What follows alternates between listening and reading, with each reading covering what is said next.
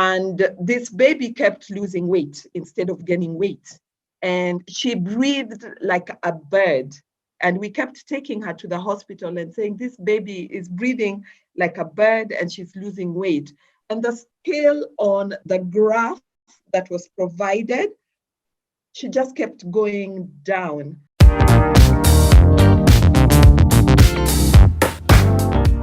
Now we'll go to Apondi. Apondi, you have a grown-up daughter. When she was younger, she was operated on. Perhaps you can tell us about the events leading up to her diagnosis at that time. She's the mother of two of my grandchildren. So this story starts from the end, and the end is a thing of great praise. The privileged and favored mother of that grown-up woman who is in social media and is a content creator. And it's not even her story because she doesn't know how to tell it. She only knows how to listen to the story. Yes, yeah. Yeah, and she usually encourages me or her father to tell the story because it's our story. I'm privileged to be telling this story in the presence of Dr. Mwirisha, who has just so beautifully set the ground for this story. Yeah. Okay, the story leading up to when she had her surgery, which was just before her third birthday, and now she is 35 years old. So it was 33 years ago? Yes. 32. 32 years ago. Yeah. Which for me is just like yesterday. But she was born at Kenyatta Hospital because my mother had been a midwife before she became a theater nurse and other forms of nursing. This was my first baby, and I lived in Nyabondo and decided to come into Nairobi and have my mother deliver my baby because my mother had delivered the babies of the sisters who went before me. And I trusted that she was going to be able to do a good job because she was the medic that I trusted most in my life. And so I came down to Kenyatta Hospital and she delivered that baby. And I went back to Nyabondo with my baby. But about a month or 2 months later, my mother came to Kakamega for my sister's wedding, and the baby hadn't been doing well.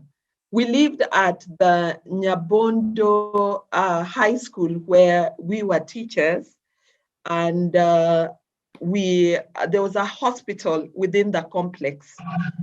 And this baby kept losing weight instead of gaining weight. And she breathed like a bird. And we kept taking her to the hospital and saying, this baby is breathing like a bird and she's losing weight. And the scale on the graph that was provided, she just kept going down. And the doctors would look at her, and there was a lot of stethoscope checking on her heart from the on her chest, front and back. And there was even visiting doctors who were Caucasian. And now that I look back and I'm an adult, I'm this much more experienced woman, I thought that they would know what our local doctors might not know about what was happening to the baby. But now that I look back, it may be that they were student doctors. In those days, I thought because they are Caucasian, they were experts. They may not have been experts. Now that I'm able to, I have the capacity to look back and assess. In hindsight. Yes. 2020 vision. You see very clearly when you're now able to see from where I'm standing today. Yeah. So anyway, my mother comes for the wedding, and the baby is asleep in the bedroom, and she asks me, how is the baby doing? And I say, no, the baby isn't doing well. She's not gaining weight. This was my first baby. She's losing weight, and the way she's breathing, she breathes like a bird. And that's exactly the exact words that I said. And she said, oh, bring the baby here. And I brought the baby to her, and she held the baby, swung her like this. And my mother didn't bring out a stethoscope. My mother went everywhere with the stethoscope. But on this occasion, she didn't bring out any stethoscope. She didn't bring out a syringe, which she went everywhere with, and she did not bring out a thermometer, which she always had. She just, played with the baby in her hand like this. And she said, well, why don't you bring her to Nairobi soon so that we can have her looked at? And I said, okay. And went back to Nyabondo. And then she called about a week later and said, you haven't come to Nairobi yet. My parents lived at Jamhuri High School because my father was a teacher there. When she said, you haven't come to Nairobi yet, I thought, what? She had I had thought everything was fine.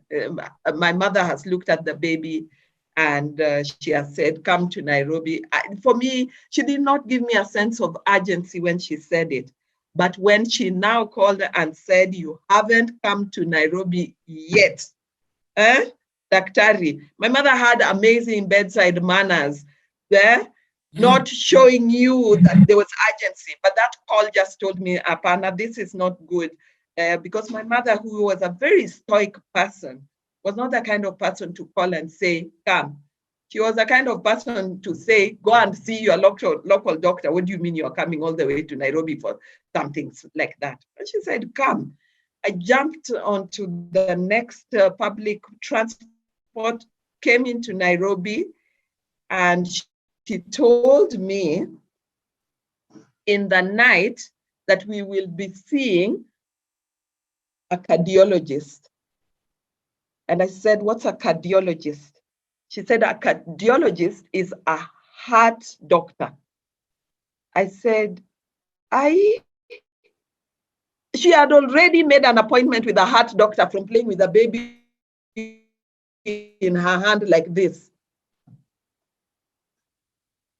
So we went over the next day to see the heart doctor, which doctor, of course, he brought out his stethoscope and everything, checked on the baby, and told me with that, from that stethoscope examination, no scan, none of the big things that I would have thought would need to have been done. Just there in his surgery, he told me, this baby has a hole in the heart. Of course, he knew the sound. Even I today, I know that sound. If I put, like Dr.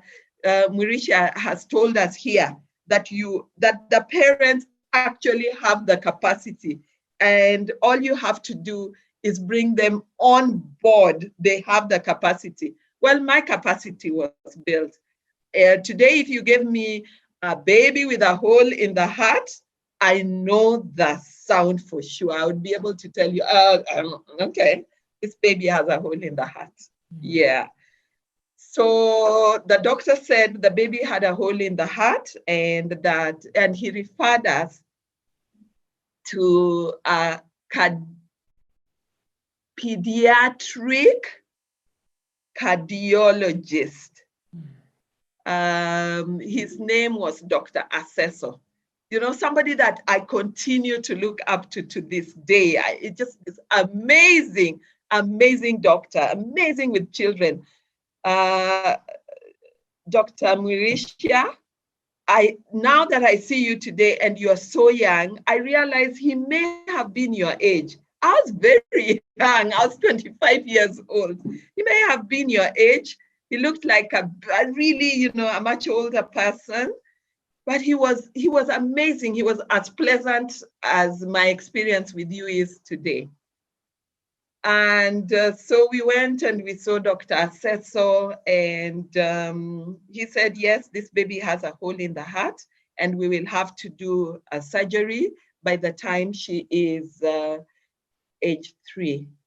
And so he then put her on a medicine which would help to move the blood from one side of her heart to the other. He took us through the whole visual of what the heart looks like, where the blood is sitting, where it shouldn't be sitting, where the hole is, how the blood is going onto the wrong side, and how this medicine helps to balance all that, and how she also has to have Lasix, which is a medicine which helps her to urinate a lot and move a lot of the extra water from her system to help create the balance.